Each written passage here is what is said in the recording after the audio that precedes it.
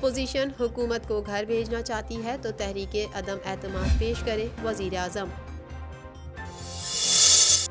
मुल्क में कोरोना का फैलाव तशवीशनाक हद तक बढ़ गया। गुज़िश्ता 24 घंटों में मजीद 56 अफराद लुक़मा अजल बन गए।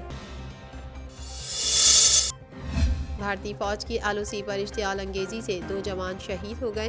पाक फौज ने मुंह तोड़ जवाब भी दे दिया। लाहौर बड़ी तबाही से बच गया। कलादम तंजीम के 5 कारिंदे गिरफ्तार कर लिए गए।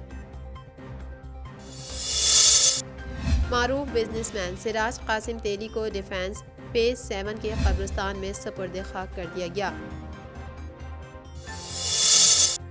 पाक न्यूजीलैंड T20 सीरीज के लिए पाकिस्तान टीम की तैयारियां जोर पकड़ गईं।